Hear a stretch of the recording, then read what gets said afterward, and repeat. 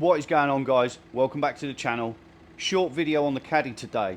It's about the blowers. I've seen a lot of posts on Facebook groups about caddies having crap blowers in this cold weather. It's December, it's freezing, it's barely above zero. My van is exactly the same. Take it out for a drive, blowers are only lukewarm. Even when it gets up to 90, they're not that hot. Gonna have a little look to see if we can improve it. I believe it might be a case of a blocking up matrix, but we'll find out. Van is over there warming up to 90. I did have to take it for a drive around the block.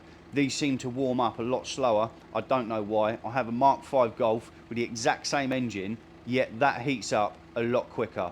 Don't know why, but anyway, let's have a little look and see what the blowers are like before and after. We've got a little temperature gauge thing. Let's see if we can improve it. Caddy in question.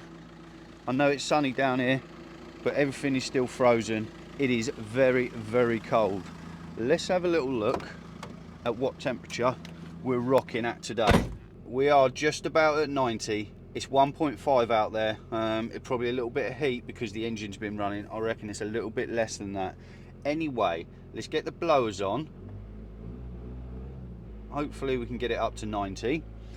Blowers. Let's get it on. Let's get it on face. Mine are the other way around for some reason. Don't know why. It's up to 90, and that is literally lukewarm. Check out the tinsel on the dash. Kid's idea, not mine, honest. Anyway, temperature gauge. Can we see what's going on?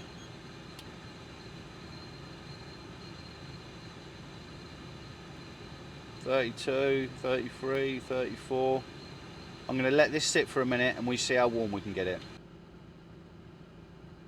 I've let it run for another minute and it seems to be at the 44, 45 mark.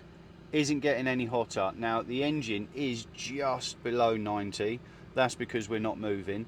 One thing I want to mention, if you're driving around, it goes up to 90 on the spot and then drops right down below 90, close to 50 while driving. That's probably a case of your thermostat sticking open. Normally when I'm driving around, mine sits at a solid 90, so we know the thermostat is good. Let's just check this one more time.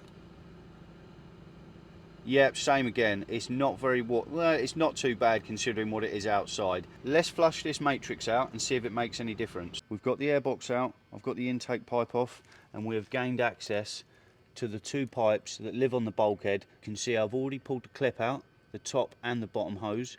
Bit of a wiggle, use a flathead, maybe a little pick or something, pull both clips out, and then to get the pipes off I wiggle them left to right whilst pulling them off. They're not that easy to get off. If yours have never been off, they are sometimes a bit stuck. Don't yank it too hard, you might break it. Just keep wiggling left to right and pull the pipe off. I'm going to get the pipe off and show you what I'm going to do next. Got the pipes off and hopefully you can see there's a bit of a brown residue. Now this van had nearly 200,000 miles on it, and any steel water lines, the steel block, rust accumulates and it all falls into the heater matrix. That blocks it up, so your engine gets up to temperature, your radiator's up to temperature, but the water doesn't flow very well around the heater matrix. I have got my pressure washer hose. It's got slightly flared end. It's had my quick release clip on, which has flared the end. Now that flared end does help with sealing the pipe up, because if you just put a normal size hose pipe in there, it will be a loose fit. I've pushed that in as far as it'll go. Let's turn the water on and let's see if any brown residue comes out, because if any brown stuff comes out, we know it wasn't flowing sufficiently. Let's have a butcher's.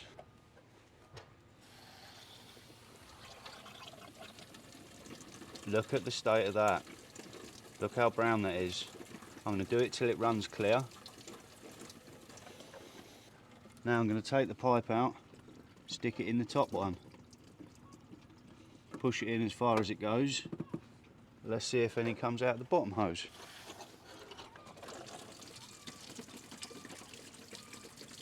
It's clearer than the other way. I'm going to keep doing that until it runs clear, but in the bottom one again.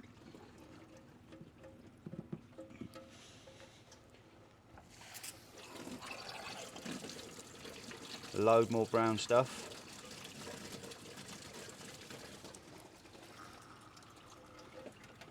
going to keep swapping them round until it comes out clear.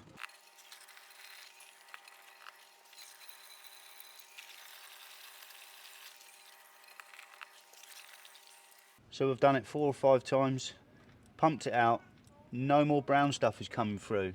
That's not to say that I haven't got it all out, but I've definitely improved the flow to it. There's a number of things you can get, rad flush and stuff, and you could do the whole system, but for now I'm just going to do the matrix and see how we get on. We've put in the clips back on, clip the clip in, and then you should hear it click like that. What I'm going to do, I'm going to put the top hose back on, but I'm not going to push it on all the way. Not going to push it on all the way. Let me see what that is. Push the top hose on, but I haven't let it click on. And what I'm going to do, I'm going to fill it back up with antifreeze, and then I'm going to fire it up, and I'm going to pull the pipe off a little bit, and that should let any air out on the top water pipe, because you could get an air bubble in there and it's not going to help at all. So I'm going to fill it up with antifreeze, pull the hose off a little bit until fluid starts coming out, clip it back on, we get it up to temperature, and we'll see if it's any better. That must have improved it a little bit.